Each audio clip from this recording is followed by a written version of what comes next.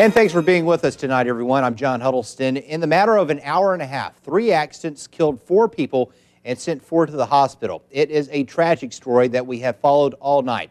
WVUA's Matt McCoy joins us in the studio with details on a string of horrible accidents. Matt? Thanks, John. The tragedy that plagued the Tuscaloosa County area tonight started at 5:36 this evening, and by 7:15, 4 people lost their lives and another 4 are recovering in the hospital. We begin tonight's coverage in West Tuscaloosa County in Coker, where 3 people are dead and 1 is in the hospital. It happened at the intersection of Falls Cutoff and Highway 82 West about 6:51 this evening.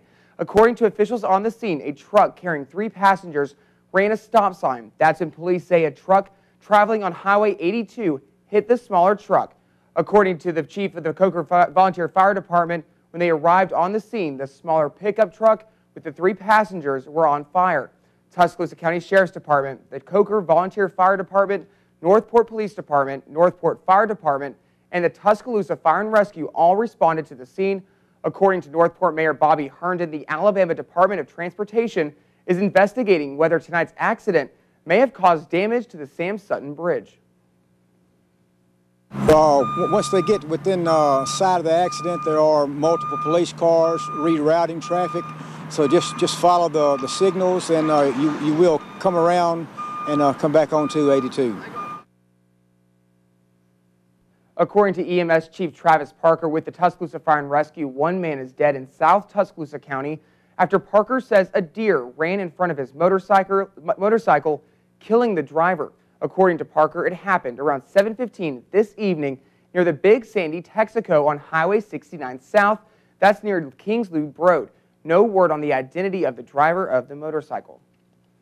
Well, the first of the 3 accidents this evening happened around 5:36 p.m. According to Parker with the Tuscaloosa Fire and Rescue, 3 victims were transported to DCH in Tuscaloosa, 1 with a possible head injury.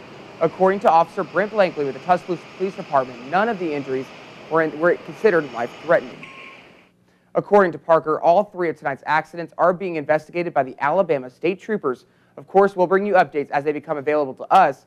According to Northport Mayor Bobby Herndon, as for the bridge that was damaged in Coker, he tells me tonight since it's in Northport's jurisdiction, he has asked that Highway 82 West around the area of the wreck remain closed until a thorough investigation can make sure that the bridge is safe. John? All right, Matt, thank you very much. Also new at 10 tonight, after almost 90 years of operation, Partlow Developmental Center is now officially closed. The final resident was transported to a new home today. This is a milestone for the state of Alabama, as Partlow was the last state-run mental health residential facility operating in the state. Although Mental Health Commissioner Zila Baugh says this is a momentous day for individuals with disabilities, one former Partlow employee says many of the clients were receiving better care at the closed institution. It's a sad day when we were sitting out here and talking about something that was beneficial to these people that lived here, that now it's closed. Commissioner Baugh also says the Department of Mental Health is committed to provide opportunities for people to live in the community of their choice rather than large institutional settings. In other news, there are only 12 days left until the Tide takes the field against the LSU Tigers in the BCS title game in New Orleans. Bama is going for national championship number 14. And whether it's plane, train, or automobile, many fans are still trying to figure out a way to see the game in person. Tuscaloosa Charter Service is offering a round-trip ticket to New Orleans for $100. Cliff Dorsey with the Charter Service says so far around 240 people have signed up for the trip, but Dorsey says they will take as many buses as needed. And the Amtrak train is another alternative way to the BCS National Championship game, but many rumors have been surfacing that the Amtrak train is sold out in Tuscaloosa. According to Christina Leeds with Amtrak's Media Relations, there are still seats available on the Amtrak train. She says there is one train that leaves Tuscaloosa at 1:07 p.m. and arrives in New Orleans at 7:32 p.m. every day until game day. Leeds also says that as long as there's availability, someone can buy a ticket all the way up until the game. And we've got big plans for the Tide's title run beginning January 4th. WVUA News at 5, 6, and 10 will come to you live from New Orleans. Join myself, Gary Harris, Lynn Brooks, Matt McCoy, Todd Hoyer, Bradley Whittington, Terry Brewer, and Danny Salter. We will all be in the Big Easy for the big game. And on Sunday, January 8th, the day before the game, WVUA will bring you a special evening of Crimson Tide programming. It kicks off at 6 p.m. that evening with All Access, the Road to the Championship, produced by Crimson Tide Productions. And of course, WVUA is your source for coverage of the BCS National Championship game now through January 9th. Well, temperatures continue to fall out there this evening, but will they reach the freezing point? The first look at Alabama's home team forecast. Here's Chief Meteorologist Richard Scott. Richard? Hey, John, certainly getting cold on this Wednesday night. Yeah, freeze is likely. In fact, temperatures below freezing already in Haleyville, 29 degrees, Fayette, and 32 degrees, 35 in the city of Tuscaloosa. A little bit warmer to the southwest. Livingston still hanging on to 40 degrees. Demopolis 39, Birmingham at 35. The forecast gets cold tonight, but it warms up a little bit tomorrow, a little more than today, and we'll promise more sun tomorrow. 41 degrees by 9 in the morning, 55 at lunch, 57 later in the day. Big questions about the weekend forecast. A lot of folks got outdoor plans. I've got the full details coming up in Maine weather. Stay with us.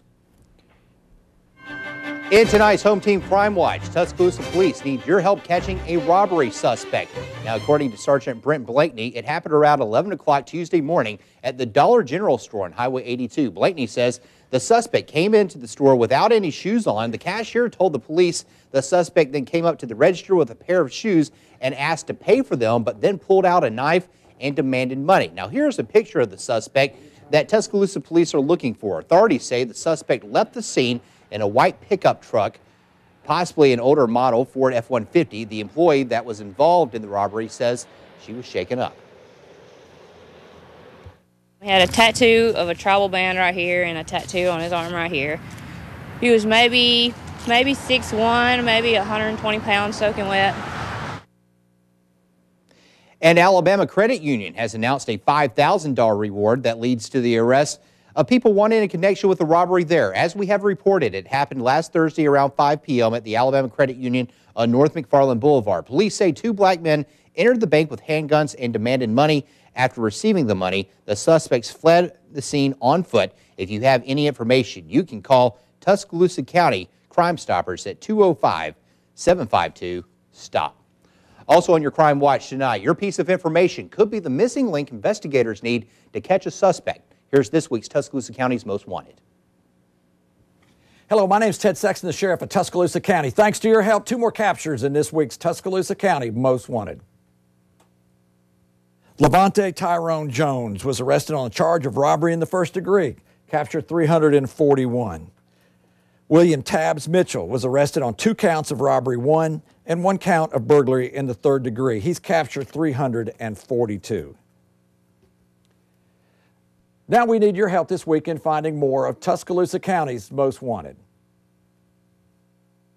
Lorenzo Robinson, he's wanted on a charge of violation of the Community Sex Offender Notification Act. He's a black male, 31 years of age, 5'11", 155 pounds, with black hair and brown eyes. Last known to be living on Culver Road in Tuscaloosa. Kedrick Kareem Woods, wanted on the charge of burglary in the first degree, receiving stolen property in the second, and other charges. He's a black male, 25 years of age. He's 5'4", 140 pounds, with black hair and brown eyes. Last known to be living on Bryant Street in New Bern, Alabama. Samuel Lewis Sims, he's wanted on a charge of burglary in the first degree. He's a white male, 28 years of age, 5'9", 160 pounds, brown hair and blue eyes. Last known to be living on Paul Allman Road in Adger, Alabama. If you have any information on these as well as others wanted by the Tuscaloosa County Sheriff's Office, please call us at 205-464-8672 or go to our website at www.tcsoal.org. You can like us on Facebook and follow us on Twitter. And on behalf of all the employees of the Tuscaloosa County Sheriff's Office, we wish you a safe and happy New Year. And working together, we'll continue to make Tuscaloosa County a safer place to live.